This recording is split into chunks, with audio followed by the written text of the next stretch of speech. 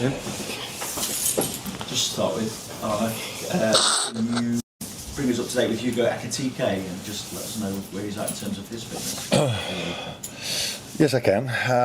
He's not trained with us till now, and let's see if he can today. I've said, I think, 2 or 3 days ago when we played Fulham, that he's not going to be out for long. But yeah, because games come so fast, it's he's in between, maybe training with the team, or it would take him 1 or 2 days extra.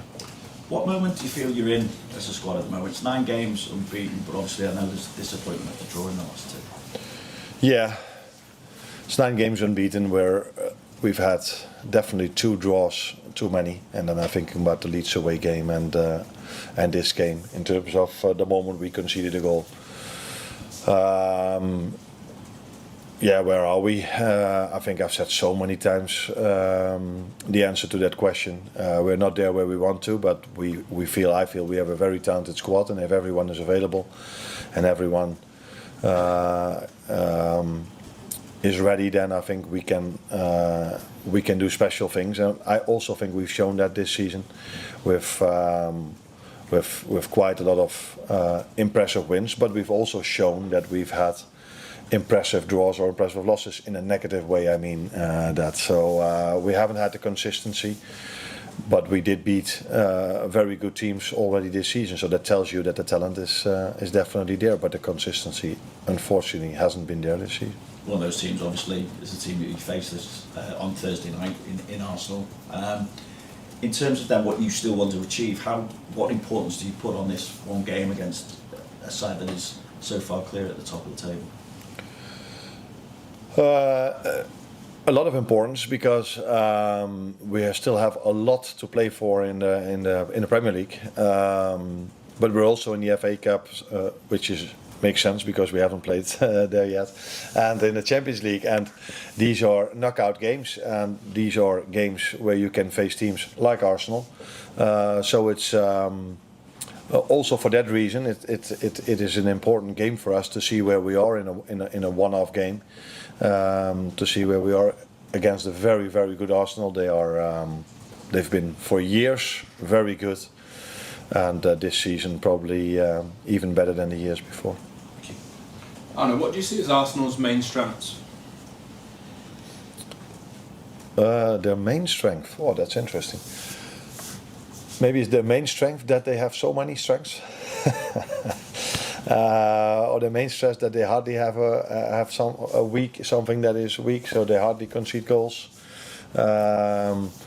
They can score from open play, they can score from set pieces, they can very good ideas about build up, can play a long ball. So it's a complete. They have the complete package, and that's for that reason they are, in my opinion, they deserve to be on top this season.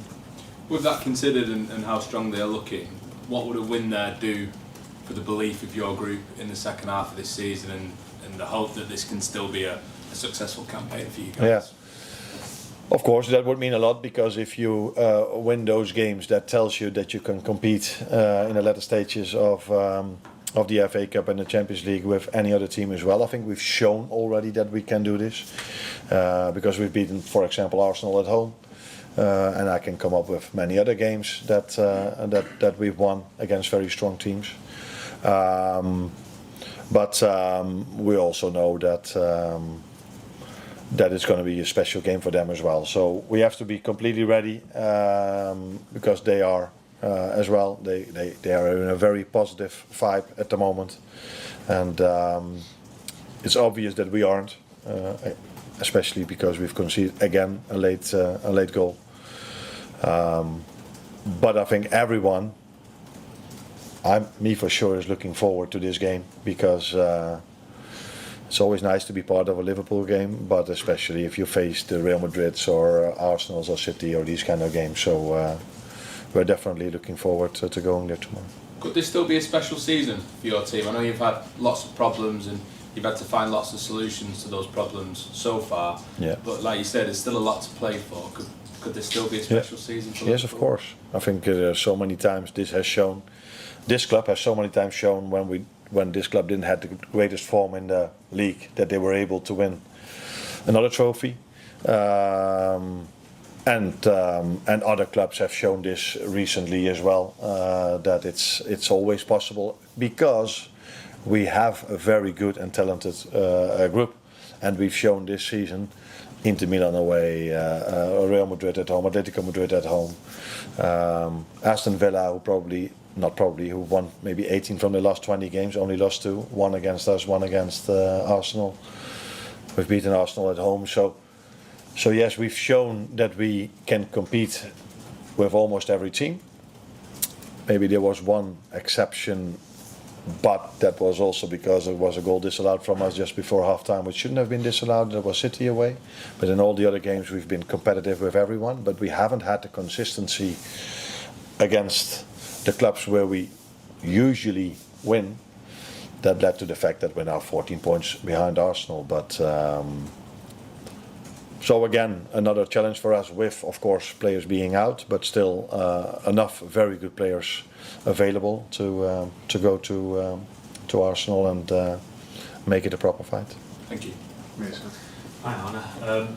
There were reports this week that Manchester City are looking to sign Marc Guehi this month, and in September you did say that the club were ultimately close to signing him. I just wonder, is he someone that you'd like the club to go back in for this season, and how much of a blow would it be to miss out on someone who was a big target? Now, Vinny is always asking the first question, and usually I expected this question from him, but he now knows that I never talk about transfers in public, let alone talking about a transfer from maybe another club. So yeah, he after 1.5 years now knows it's no use of asking that question, but you can try, but my answer is always the same. We don't talk about players that are not ours. Also, earlier on in the season when you beat Arsenal at Anfield, you restricted them to their lowest expected goals of the season. It's the only game Arsenal haven't actually scored in all competitions this season. So what can you take from that game to go into the Emirates on Thursday?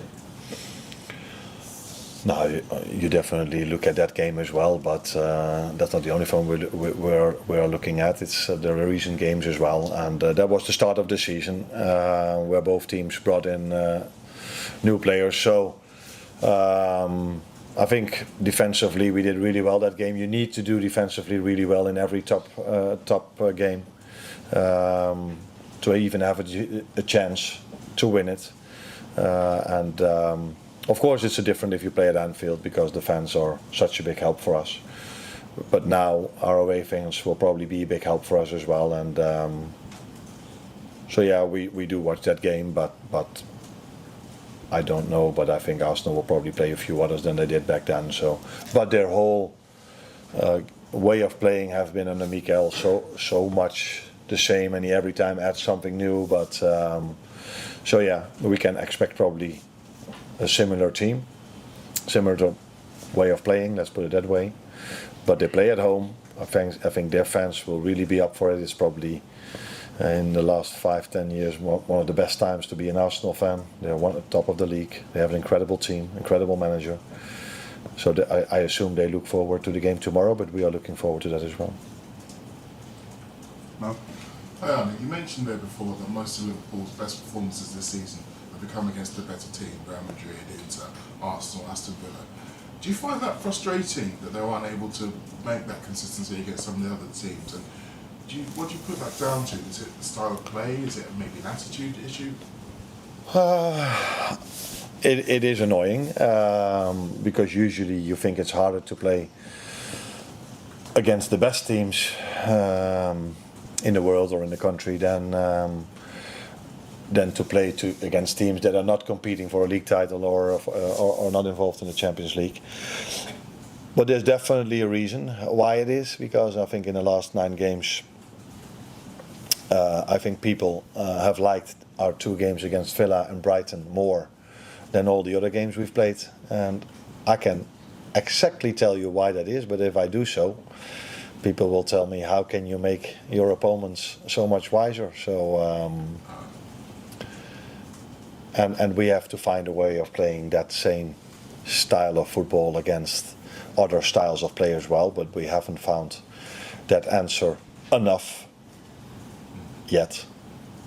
But yet is an important thing to add. Do you still believe that you'll be able to get there? Yeah. What do you mean we'll get there? Oh, to be able to find that consistency against those teams. We should be definitely be able to find that consistency, and also play games that are more a joy to watch against teams that have a different approach against us than Brighton and Villa have.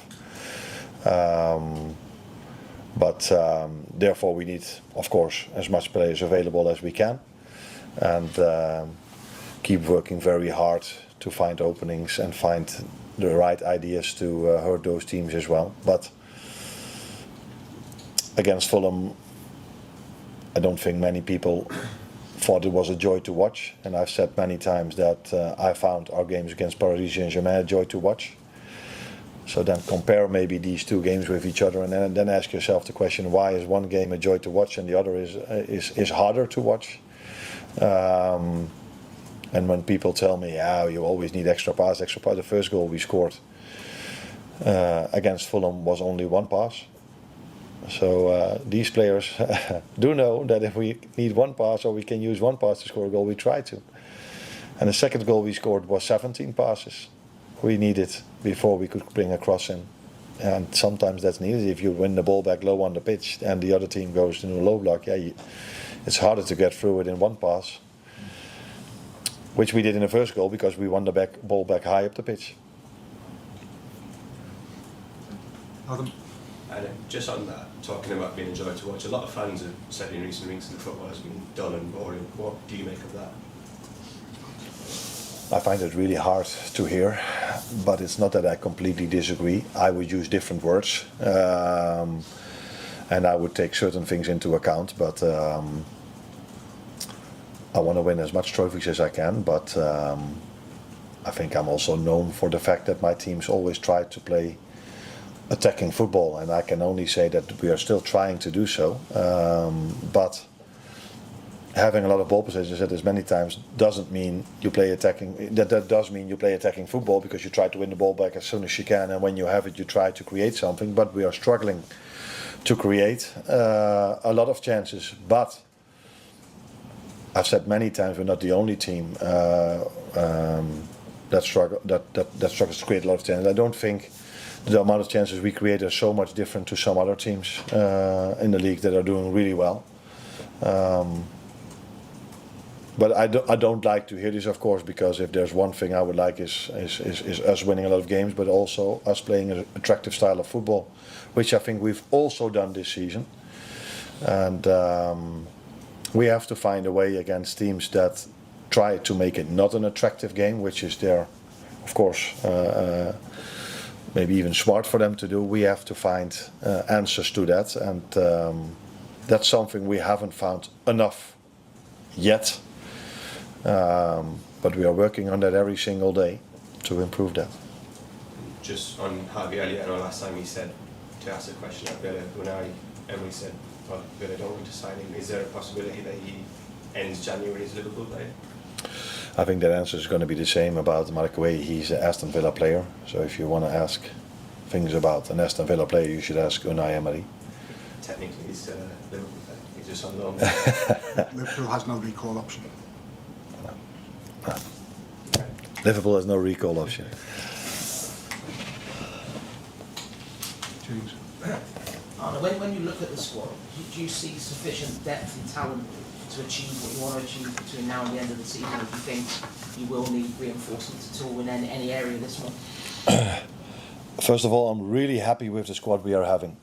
All decisions that I made last summer and the summer before, and all these things are completely aligned with me, Richard, and ownership. So I think it has shown this season how talented this group is, and if everyone is available, how good of a team we can be. There's nothing positive from players being injured. But maybe if I could think about, not that it's positive, but the narrative that has always been there, that we've spent so much money in the summer. And every time when I tried to say, no, we replaced and added, not added, but we replaced and spent a little bit more that came in. And no one wanted to hear it, but maybe now for the first time, since we've only had 2 or 3 injuries, people do see now that we replaced and with very good players, and even last game and also the game before, I could impact the game off the bench because Jeremy Frimpong again came in and gave an assist. And the players that are starting are incredible football players.